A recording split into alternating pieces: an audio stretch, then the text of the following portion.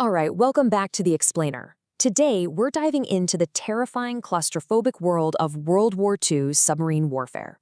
But we're not just going to rattle off torpedo specs or tactical charts. No, we're looking at the human element.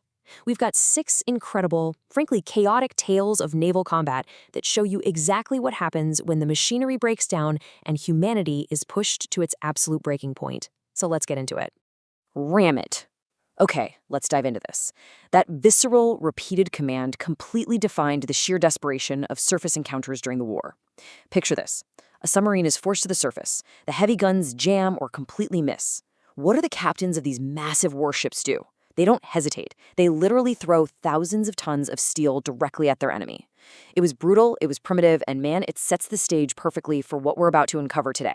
So here is our roadmap for today's explainer. We'll start with brawls on the high seas, move into desperation and sacrifice, explore the rules of war, and finally look at the final toll. Part 1. Brawls on the high seas.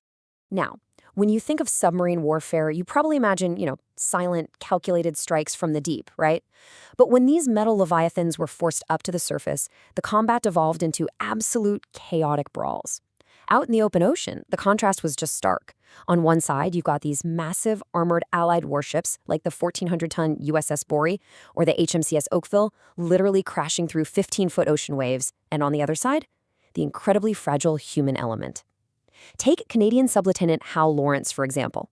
When the Oakville rammed the German U-94, Lawrence actually leapt onto the sinking U-boat's deck to stop it from being scuttled. And get this, he did it armed with nothing but a revolver, a flashlight, and, because he was rushed out of bed, a pair of broken tropical shorts that literally fell down to his ankles when he landed. I mean, it's almost comical, but it really highlights the sheer adrenaline and absolute madness of these moments. Now, what's really interesting about this slide is the sheer absurdity of the weapons used. When ships collided in clashes like the USS Bory against the U-405 or the USS Buckley against the U-66, the fighting got so incredibly close that heavy artillery was completely useless. It actually turned into hand-to-hand combat on the slippery, sinking decks of submarines. Sailors fought for their lives using whatever they could grab. We're talking flare pistols, spent shell casings, kitchen knives, empty Coke bottles, and yeah, one sailor even threw an officer's hot coffee right into the face of the enemy. It totally strips away that myth of clean mechanical warfare, doesn't it?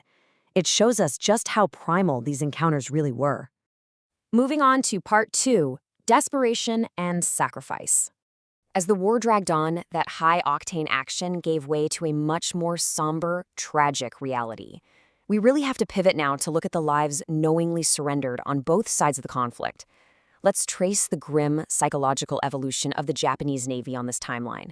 Okay, so in June 1942, the disaster at Midway completely decimated Japan's carrier fleet and their top pilots.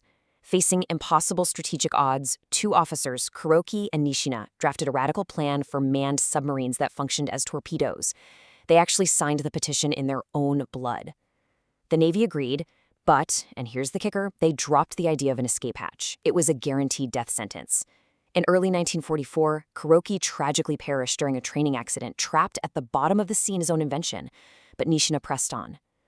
On November 20th, 1944, Nishina took his best friend's ashes into the cockpit with him on the very first combat mission of the Chiton torpedo, sacrificing himself to sink an American oiler. So, the crucial point here is the staggering futility of the Chiton program. Just look at these numbers. 106 Chiton pilots willingly sacrificed their lives for their nation. And yet, across the entire program, they only hit 3 targets, resulting in the loss of 187 American lives. The sheer mathematical futility of it all acts as this devastating, dramatic punchline to the story of the Chiton. But sacrifice took many forms across the ocean.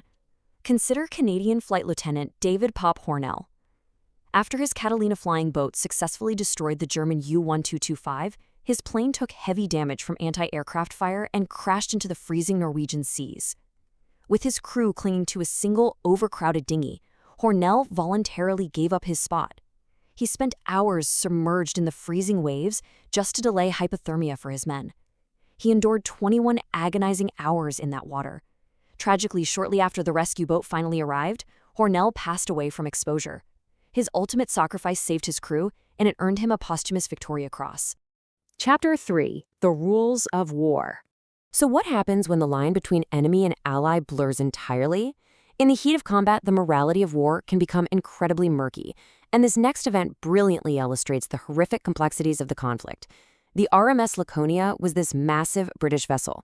The German submarine U-156, commanded by Captain Werner Hartenstein, struck it with 2 torpedoes in the dead of night. But as the ship sank and Hartenstein moved in to capture high-ranking officers, he heard voices in the water crying out in Italian. The Laconia was carrying roughly 2,800 people, including 1,500 Italian prisoners of war who were Germany's own allies. That's alongside British civilians, women, and children. Realizing this catastrophic mistake, Hartenstein did the unthinkable. He actually surfaced, took hundreds of survivors onto his deck, tied lifeboats to a submarine, and broadcasted an open radio call for a ceasefire to conduct a rescue. Sink the sub at once. That was the order given to an American B-24 Liberator pilot who spotted the U-156. Despite the submarine flying a massive red cross flag over its gun and its deck being visibly packed with civilians and Allied POWs, the tragedy of miscommunication prevailed. The American commanders feared it was a trap and ordered the strike anyway. The Liberator dropped its bombs, heavily damaging the U-boat. To save his own crew and keep his submarine from sinking, Captain Hartenstein was forced to take an axe and literally cut the lifeboats loose, abandoning the very people he had just tried to save. Let's move to and see how this builds into our final chapter, the final toll. The consequences of these battles weren't just felt in the moment. They permanently altered the landscape of naval warfare.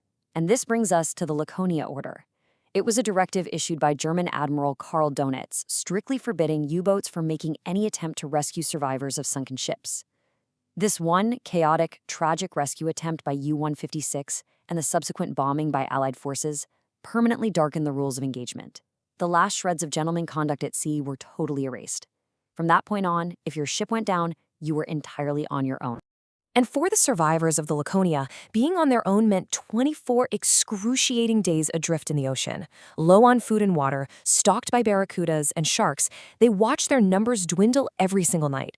Of the roughly 2,800 people originally aboard, less than half made it to the coast of Africa alive. 24 days of unimaginable suffering.